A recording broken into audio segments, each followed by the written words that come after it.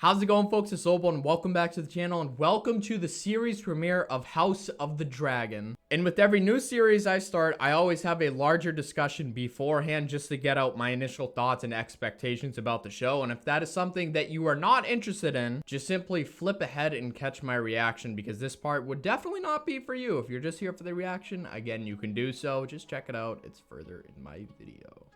But now, we're going to talk about this because I'm going to be honest with you. Out of any show I've ever watched so far, in this point in my lifetime, in the X amount of days that I have existed on this earth, there has never been a show that I have been this cautiously optimistic about. Ever. Not going to get into details, certainly not going to go into specifics, but to let you know, did I watch Game of Thrones?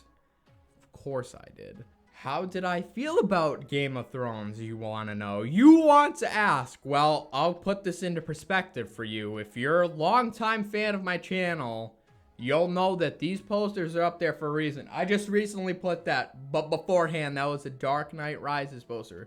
That was a Christian Bale poster. So we had two Batman posters on the wall, with Skyrim, I think, has been there since I just started with this setup. So, you know, those are very, extremely near and dear to my heart. Let's say there's a magical dilemma, and you were back in the prime of Game of Thrones. You didn't see the ending. You didn't see the later seasons. You had no idea what was ahead. And let's say a magician, a wizard, a warlock, whatever, he approached me, and he was like, there's going to be a price to pay. You have to sacrifice some of the things you love if you want to see these later seasons, if you want to know how it ends, if you want to continue watching Game of Thrones. Would I do it, you ask? Would I sacrifice some of the things I love? Without a second fucking question.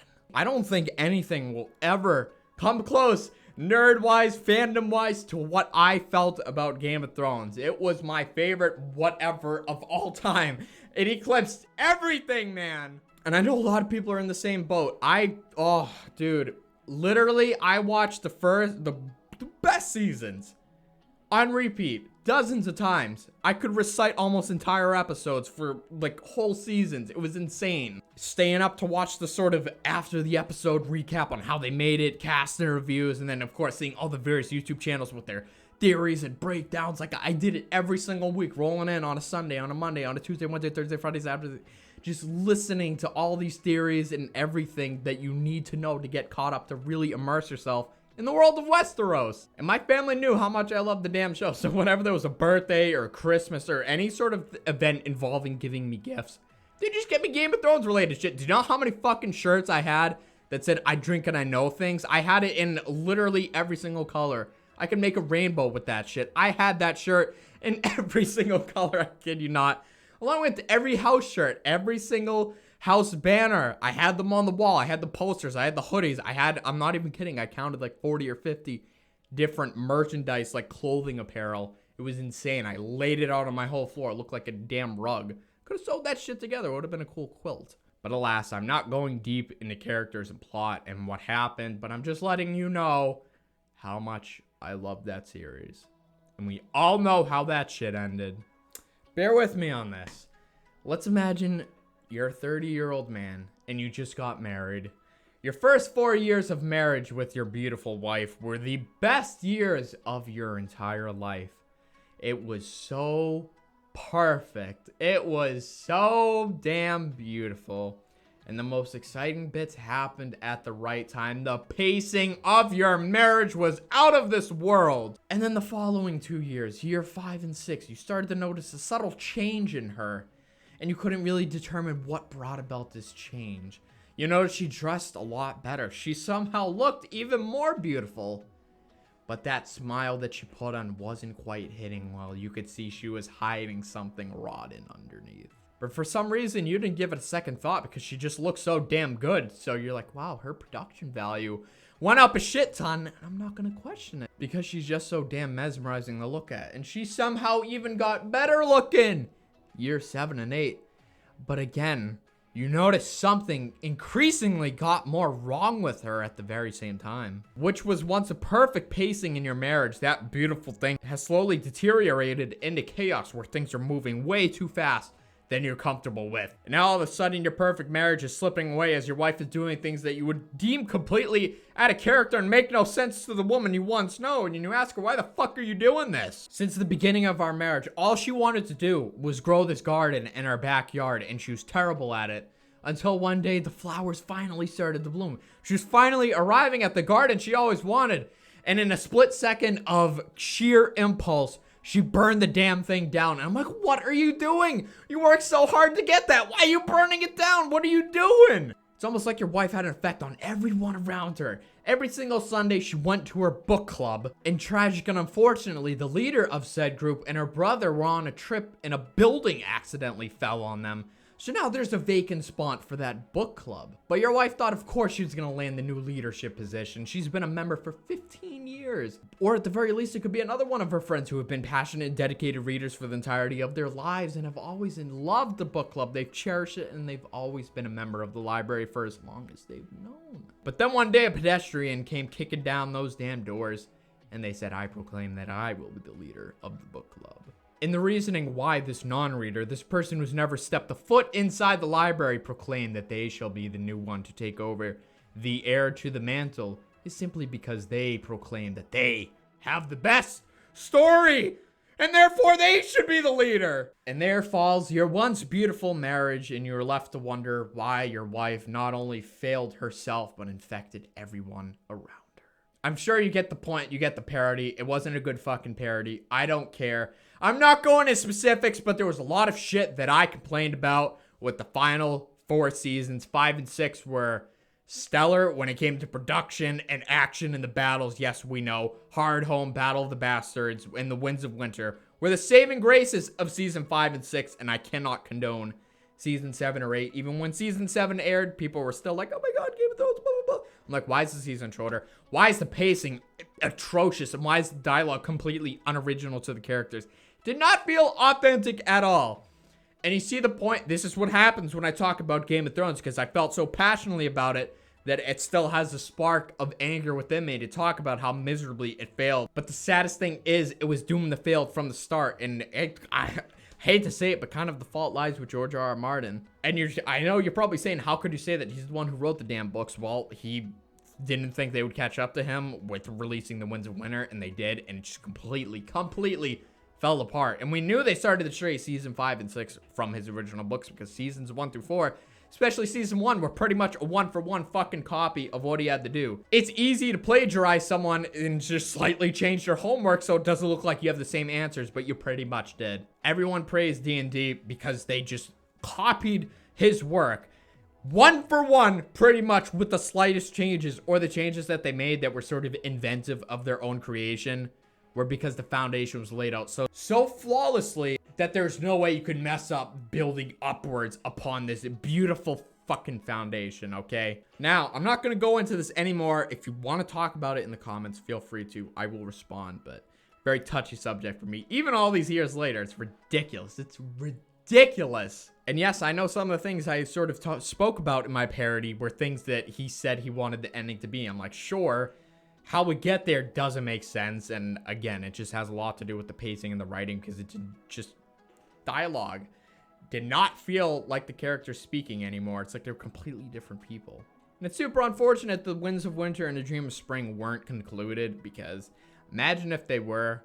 Hands down, this would have been the best series of all time. Game of Thrones would have gone down as the best series of all time. Some people, despite the ending and despite the later seasons, still consider it the best series of all time. And there are a whole heap of people that disagree, and they think that Game of Thrones wasn't the best series to begin with. But I'm just trying to say, try to tell me with a straight face that seasons 1 through 4 wasn't the best television you've ever seen in your entire life.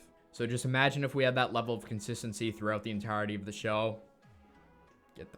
Get out of here, man. Another life. It was not meant to be in this one, unfortunately. So here we are with House of the Dragon. And I don't know what to think with this, because it could be the case of, okay, you just divorced your wife. Then for some reason, she had a long lost younger sister that was somehow even more attractive, and it just turned into a fairy tale ending to where she was even better than your first wife. I have no idea how this is going to turn out. I don't know if it's going to be that case. I don't know if this is going to fail miserably. But I will say this one thing. I will be content if this show is even half of what Game of Thrones was in terms of writing in its prime But that is true for every single episode. Because what I'm talking about here is consistency in between the story, in between the characters, and the overall narrative at large. As I was pointing out numerous times, we had a fault in the narrative and the story and the pacing. Just went to shit in the later seasons and made no sense for what the original story was telling in the prior seasons. So where I'm cautious about this is because I know this is based on Fire and Blood / the story of a Dance of Dragons. And I don't quite know what that means because I've never read those. And I don't know if it's the case of Game of Thrones to where there was a complete manuscript of writing detailing these characters, their events day after day, point of view chapters. I don't know if it's that or if it's just like an encyclopedia of knowledge and events of who was king at this time, how this event went, who is the successor. So if any of you in the comments know specifically, I would really appreciate if you didn't tell me who wins this little civil, because I know it's like a civil war between the Targaryen dynasty. I know that. Please don't tell me how it ends. But can you answer the question of if Fire and Blood is the same sort of structure or layout of Game of Thrones? Because what I'm wondering, are they going to copy the dialogue from the book one for one? Because I know George R. R. Martin wants to write a second book. So does that mean already this is doomed to fail just like Game of Thrones because he didn't finish the books?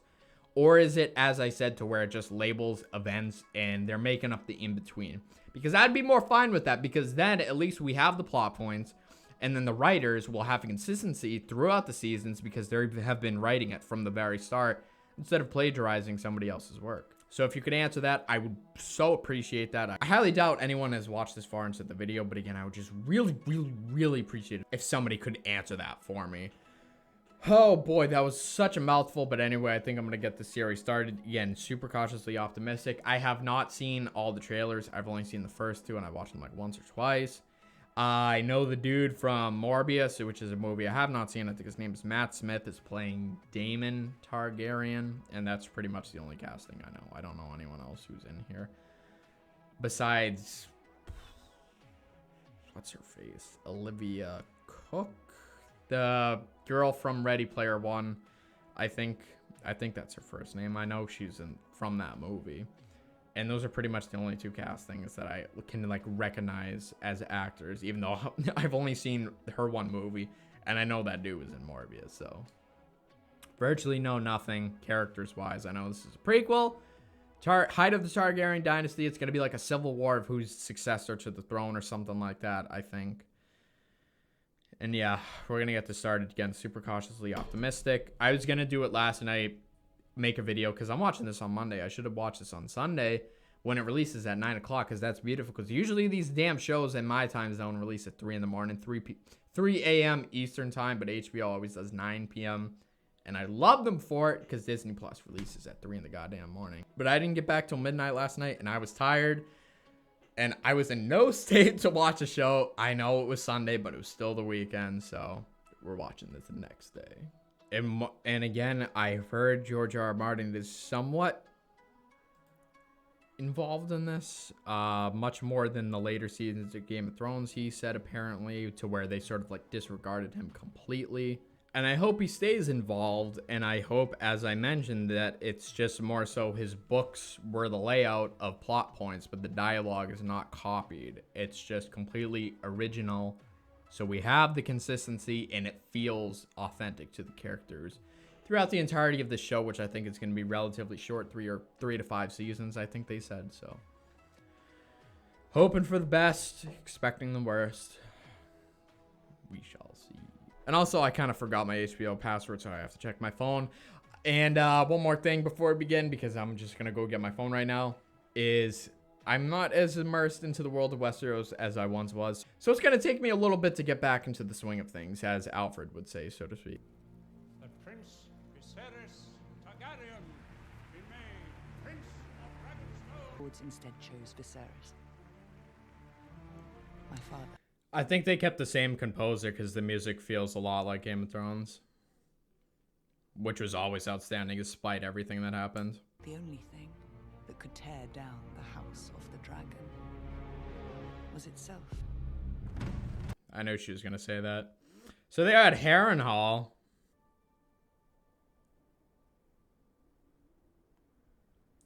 Well, they're trying to make sure nobody has any mistake of when this is taking place.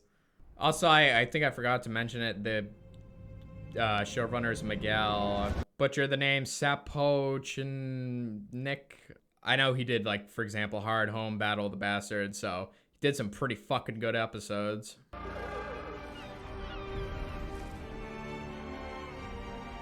This is so weird. Seeing the Sept and the Red Keep again. Well, it definitely looks a lot different. I mean, makes sense. I am pretty sure it's the same composer because the music never failed, and this music is already outstanding. Welcome back, Princess. I trust your ride was pleasant. Try not to look too relieved, sir. Oh, hard lads. It's a cool looking design. Now we have like dragon diversity because Daenerys' dragons kind of look the same, different shades, but they really went all in on different horns and pretty much structures entirely, so that's cool. That was Drogon, Viserion, and Rhaegal. See, I still remember despite... Damn. I mean, these beginning sequences feel a lot more hopeful or triumphant, or at least that's the vibe I'm picking up. Yeah, I mean, it certainly has to do with the music. This discomfort is how we serve the realm. I'd rather serve as a knight and ride to battle in glory. The Crown has heard your report, Lord Corlys, and takes it under advisement.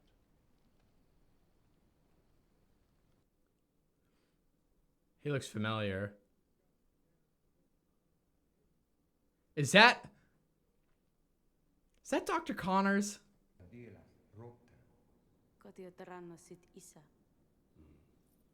It's Valyrian steel. Like Dark Sister. Dark Sister's a sword. Can't remember if it was Aegon's sword or one of his sisters. I'm very rusty. Myria arrived in Dawn. Who did she take to husband? Is this the Godswood? Oh, it's just funny when she's furious. Oh, that is a werewood tree. Well, this is a prequel. Worried about your position. I like this position. It's quite comfortable. Can you say yet what it is? Ugh. We've sent inquiry. Might I suggest cauterization? Cauterization would be a wise course of treatment, Your Grace. It will be painful. Fine. I know it is my duty to provide you an heir. And I'm sorry if I have failed you in that I am. But I've mourned all the dead children I can. It's kind of reminding me of Stannis' storyline. I mean, Viserys seems a good man, which is ironic. I know the Viserys we know was probably named after him. Well, we know this one now too, but... My brother's city has fallen into squalor. These are the gold cloaks. Crime of every breed. Beginning tonight, King's Landing will learn to fear the color gold. For some reason, I thought Daemon would be Viserys' son, but it's completely different than what I imagined. It's his younger brother. So if Viserys dies, his younger brother will want the throne if there's no male heir, and then, of course, Rhaenyra. So that would be this sort of family civil war that I was talking about beforehand. Okay. They're just doing this to random people? It's like, oh, this person's running away. They must be guilty. Oh, what the fuck? Okay, I don't want to see that, man. Just a full dude's ass. And, okay. I'm not even gonna try to guess what that was. He grabbed it from the front, so... Your new gold cloaks made quite the impression last night, didn't they? Did they? The city of the Vale. In the Vale, men are said to fuck sheep instead of women.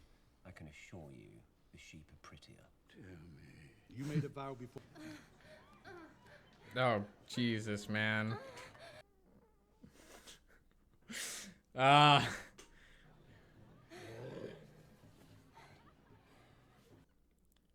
Damn's like, shit, I'm done. Queen Emma has begun her labors. I would humbly ask for the favor of the queen who never was. He's a Baratheon. Without Baratheon's tongue for that. Tongues will not change the succession. Let them wag. I know, some of these people are pretty bold. The lucky Viserys as a king is mad chill. Let's get on with it. I heard that Lady Eleanor is hiding a swollen belly beneath her dress.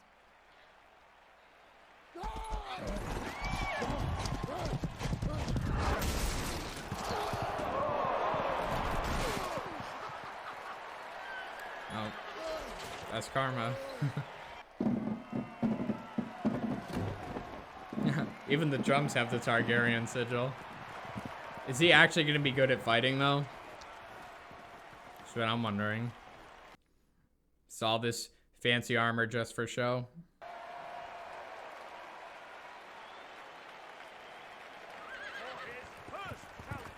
I'm guessing that's from the Hand's house, because he has some weird quarrel with them.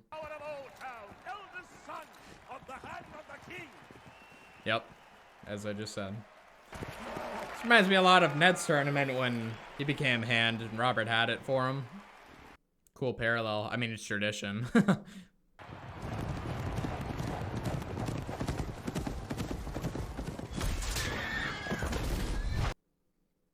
Oh, that was a cheap fucking shot. I mean, we could definitely get some insight onto what type of character Daemon is.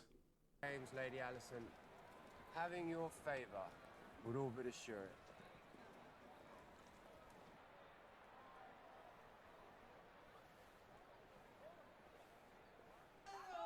What's happening? The infant is in breach, Your Grace. All attempts to turn the babe have failed. I wonder if this is how we should celebrate the birth of our future king. With wanton violence. Out of first blood. Oh my god.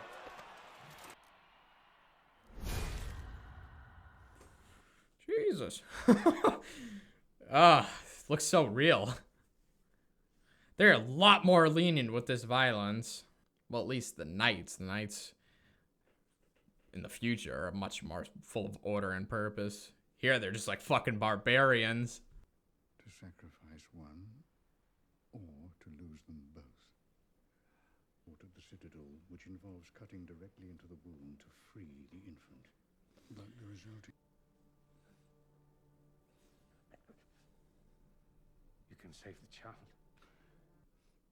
And he wants this male heir more than anything. Damn, that black and red armor looks so awesome. They're going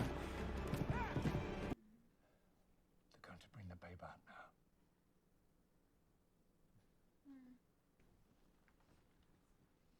Damn, she gets like no choice in this.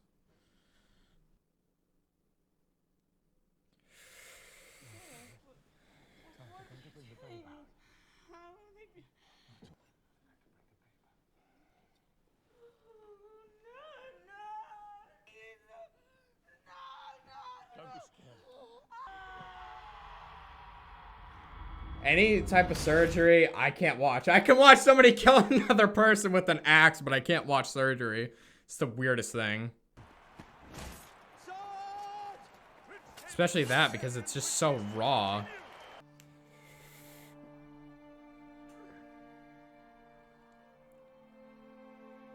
Oh, Jesus, dude. It looks so realistic. I love this back and forth, though. Between the scenes. Oh.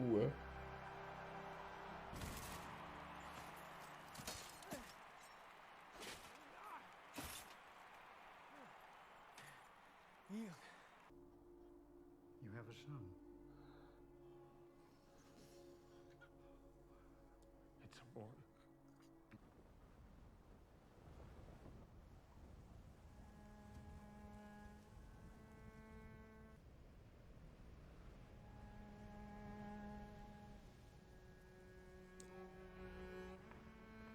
Wait. The son died too?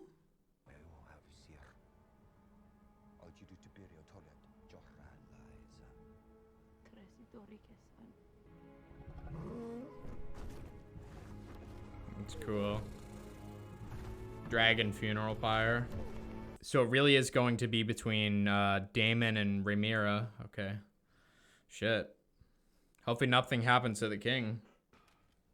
He's also got that dagger, which we aren't going to speak about. Your Grace, this is the... He lacks the patience for it. The gods have yet to make a man who lacks the patience for absolute power, Your Grace. He's impulsive and violent.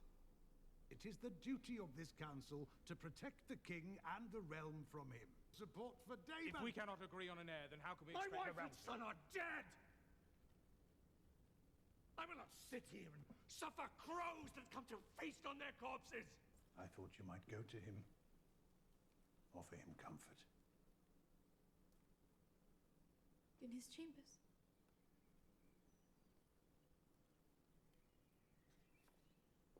You might wear one of your mother's dresses. It's not what I think it is, right? There's a 7-pointed star in there. Is that a sandcastle? People only ever spoke to me in riddles.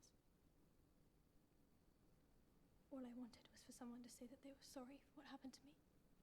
I'm very sorry, Your Grace.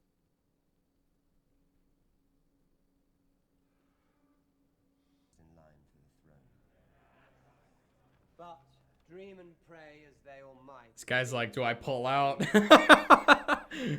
I'm just joking. The heir for a day. Did you say it? Instead of being by my side over Rhaenyra's, You chose to celebrate your own rise! Laughing with your whores and your leg spittles!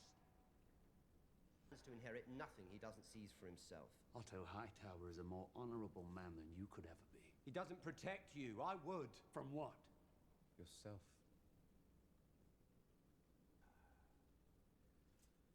I have decided to name a new heir. I'm your heir. Not anymore. By order of your king. Oh. He ain't gonna let that slide. Damn. Never seen that before. He keeps cutting himself on the throne. Is that Balerian skull? It's a very cool prop. Targaryen must understand this to be king. Or queen.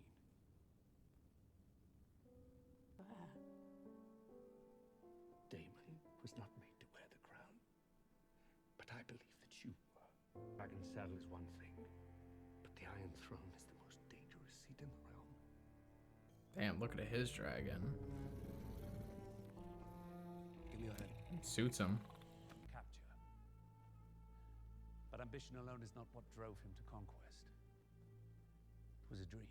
The end of the world of men. Just to begin with a terrible winter, gusting out of the distant north. Aegon saw absolute darkness riding on those winds, and whatever dwells within will destroy the world of the living. No, not when you have Arya Stark to body the Night King. Because that made sense. Aegon called his dream the Song of Ice and Fire. This secret, it's been passed from king to heir since Aegon's time. Promise me this, Rhaenyra. And he's gonna give her the dagger. They're trying to make a way to connect this to Game of Thrones to make the sort of canon ending of Arya with the dagger. And I am not scared to hide how I feel about that whole thing. I thought it was fucking ridiculous. It made no sense. Completely destroyed Jon's arc. Princess of Dragonstone, and heir to the Iron Throne. Oh, the music is the best thing. This was a long episode. Well, that's what I was saying. With the Game of Thrones, the music has always been consistently phenomenal. It's never... There are things that have faltered and been bad just based on...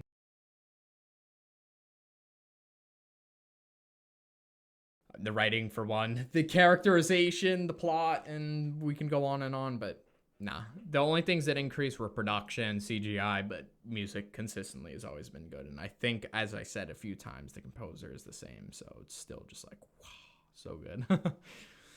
I gotta say, I really like the episode. The only part I dislike is that ending to where he's like, oh, I know it's in the books, the sort of foreseeing the doom of Valyria. That's why the Targaryens were able to come ahead. I know they weren't the biggest house in old Valyria, but it was ironic that they sort of rose to greatness just because of Aegon crossing the Narrow Sea. Like, I know that history, but I'm more so speaking about how he has the dagger.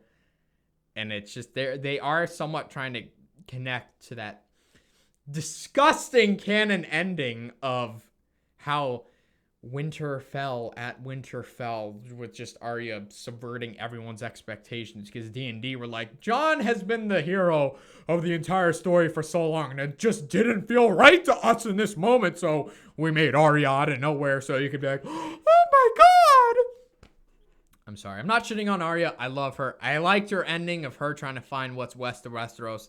Loved her as a character. But again, there are certain people's arcs that you just don't mess with just to subvert and surprise us because, oh my god, the drama make us really say, wow, I didn't see that one coming. Oh, God. I'm getting all worked up again now, but yeah. I just felt that whole storyline of the White Walkers in the Long Night was completely wasted, and the plot armor in the Long Night was ridiculous. Even Kit Harington was like, I thought I'd kill the Night King. And I think in an interview, he said somewhere in like the very beginning, they told you Jon Snow is going to fight and destroy the Night King. He's going to be the one, the prince who was promised and blah, blah, blah. And everyone's like, he's Azor Ahai. I could go on and on. How he was sort of born under the bleeding sun with what the hell is Sir Arthur Dayne, when Ned laid the sword against the foot of the bed, and it was just that symbolism there, and you really feel the prince who was promised. And I could go on and on about how Jon Snow was robbed. I know a lot of people are like, oh, it was simple for him to become king because me. But dude, he was a secret fucking Targaryen, heir to the throne, the literal son of ice and fire. Like, come on. Okay, anyway, we're distancing ourselves from there. I wouldn't have brought this up if they didn't do that sort of hints of the White Walkers and bring that up, because it really sort of broke my immersion and being like, okay, this is a separate thing, but now it's got my emotions stirring because I'm thinking about the past. But I will just say this before we dive into actually talking about the show. I always thought Jon should have been king. If he wasn't king of Westeros, abolish it, let him stay king in the north. I just thought that ending for him going beyond that all was just utterly ridiculous, and having Grey Worm be the one to make him go, I'm just like, the whole Bran thing, like, yeah, why do you think I came all this way? I said I could never be a lord of anything because I'm the three-eyed raven, but I was lying. I'd be a king. Woo! I'd be a king, though. I have the best story. Better story than the dude who came back from the dead. Years of war and Robert's rebellion built on a lie because a secret child, the coming of two houses, ice and fire, a secret dragon and wolf. Are you kidding me? That's the coolest shit I've ever heard, and that's not the best story? And Jon Snow being raised as the bastard and knowing sort of living on both sides, not just being nobility, but also knowing what oppression feels like. You're telling me that he wouldn't have been a great king because he's already a great man? Yes, I know he didn't want the throne. I don't want it. I don't want it. His favorite line of season 8. Yeah, I'm just going to stop it there because I'm going to just unload and lose my mind. But we're going to talk about the show. But yeah, again, I have very specific thoughts about Game of Thrones. And just one more thing, because I'm like a low-key lunatic when it comes to this. I know the books are going to be a lot different. George R. R. Martin has been very clear about how he's more of a gardener rather than an architect when it comes to writing.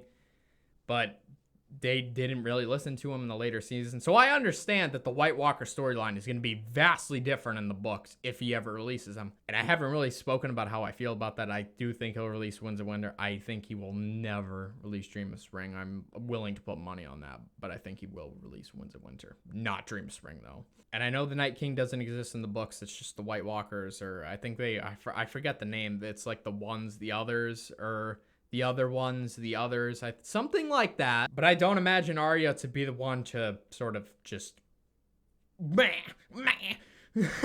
what I mean? I love Arya, but that was just fucking ridiculous. And it's not even that. And as I said earlier, the thing with Daenerys and how Cersei died, and just, oh, what a shit show. That's the only part of the episode I really, really disliked, is them trying to connect it to Game of Thrones. I know it's for the majority of the series to sort of this impending doom of the Long Night and the White Walkers returning and this cataclysmic event. Yes, I know, guys, trust me, I know, but still, it's just the way it was executed. It's not the story, it's the way it was executed.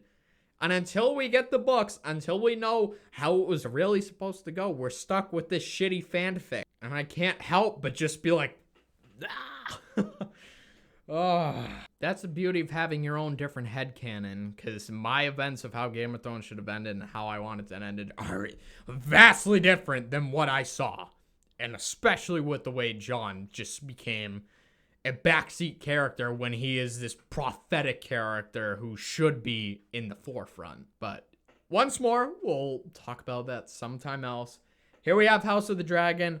I really like the episode. Again, besides that part, I love the episode. I know a lot of it has to do with sort of it's going to be like the family war, or excuse me, family feud / civil war, because it's definitely going to boil down to Daemon not wanting Rhaenyra to be queen. And just make an early prediction here. Again, I don't know how the books go. I don't know the history of Westeros when it comes to this sort of like lineage, but based on the Targaryen dynasty carrying all the way over to Daenerys and Jon, it would have to have meant that there were 2 Targaryens at this time that produced an heir for the Targaryen bloodline, and to continue of mating sort of family members to have that unique ability of having their silver hair, yes, but also to control dragons and ultimately control the realm to solidify their legitimacy as being the true heirs of the realm. So I know Rhaenyra is currently the heir, but I just have the feeling that's not going to work out for her in the long run, because a lot of times we have like the good characters that end up being the tragic ones where things are supposed to go the way they do, but they don't. But it's kind of what makes the story awesome, because you're like, oh shit, that was terrible but good. See, there's a difference between writing something that just makes no sense and you're just like, the god, that was awful, but there's something tragic like the Red Wedding. We're like, Jesus, I did not want that to happen, but look how powerful that was. Look how realistic, where it's like, nope, we can just take away your hopes and dreams like that. Not doing it on purpose just because you're an asshole and you don't know how to write the series and you won't hand it off to someone else, but because it services the story and where you want to make it launch you into this gritty, grim, dark world that's full of fantasy and death. But I don't know if I'm comfortable to say Daemon Targaryen was gonna win, but if I had to pick between the two of them, Rhaenyra and Daemon, not who I would want to win, but who I think will win the sort of civil war, I'd say Daemon Targaryen. But I think he's married to someone in the Vale. I don't know if it's the Vale of Arryn yet. I'm not sure how much of the houses, like when is the timelines and stuff. I don't think he has a sister either, so I'm not sure how his children could be 100% Targaryen. Because I know Viserys' cousin, she wanted to be queen, but she lost to him even though she was older. She's married to the guy, he's of House Valerian? It sounded like Valerian, but slightly different pronunciation. And I know he's from another house of old Valyria, because there were a bunch of those houses, and his family was another one that flocked to Westeros that saw the impending doom and left with the Targaryens. But I'm just trying to think of how many more there are, because we have to have a sort of like, oh my god, here's the family line continuing. So I don't know how that's going to unfold. But I really like this episode. It felt different than Game of Thrones. It felt like Game of Thrones. It felt like having like the aesthetic of it, but in a completely different direction. This one felt a lot more fast-paced. And not in a bad way, but it didn't feel as grounded. Not like, oh, look how realistic is this. This is probable. For Game of Thrones, the earlier seasons, which I absolutely love, was sort of like the court / political intrigue. Not that this episode lacked it, which it certainly had, sort of naming the heir of succession and sort of dealing with trifling matters throughout the realm, the Gold Cloaks and Daemon taking over the City Watch. But original Game of Thrones had a lot of like sap the music, so it's just the noises we would hear in a natural setting, and then characters talking, coercing, and sort of laying out their own ambitions. Like Littlefinger and Varys going at it and having a sort of battle of wits and sort of talking to each other in riddles, but they both didn't stand each other. Very intelligent language, which was just so exciting and so fucking fun to sort of decipher and read into their own goals and motivations and see what they're brewing and scheming in their own minds. When it was George R. R. Martin's dialogue, that shit was so good.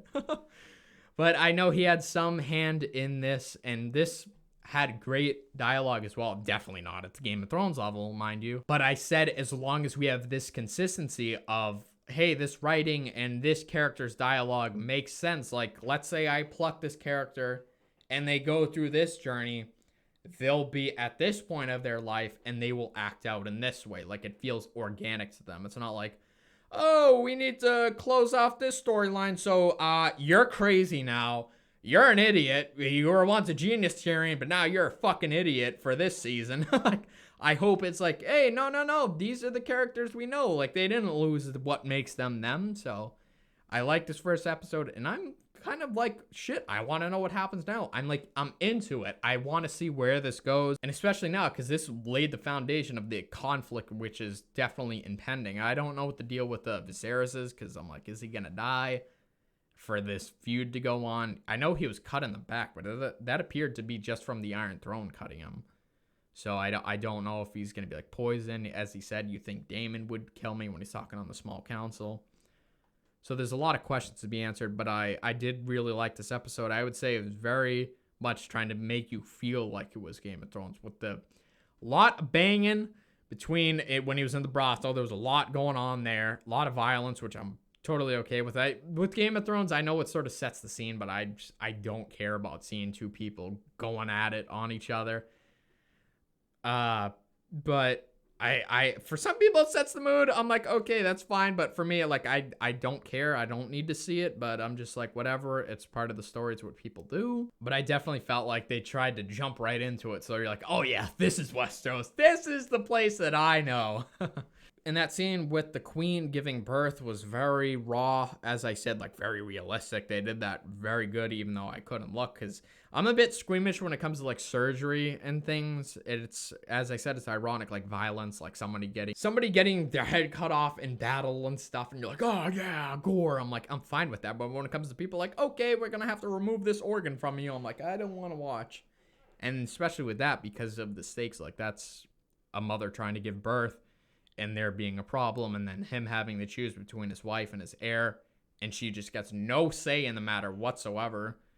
And she obviously didn't want to die. She didn't want to go through that pain, and they held her down. They did it anyway. She had no say, so I felt terrible on her account for that part. And then Viserys, too, trying to make that decision. I know it really shouldn't have been his decision to make, but as king and him trying to do that, choose between it, it's almost like poetic justice or injustice in a way, that both the child and the mother died. No matter the choice he made, they both died in the end. So it's like it sucks, but it's poetic in a way, and it's terrible. And I'm like, there you go. That reminds me of Game of Thrones, like classic Game of Thrones, where shit's supposed to be good, like the Red Wedding, and then it's just like, and it's awful. It's inhumane, but it makes like a great story, because you're like, oh, you just, something evoking those emotions of just like making you disgusted. It's such a weird thing, but we love, and a lot of people love it. And I do too. I'm not saying I want to see that, but it propels the story in a dark direction and really makes characters have to grow and evolve from their trauma and experience, if that makes sense.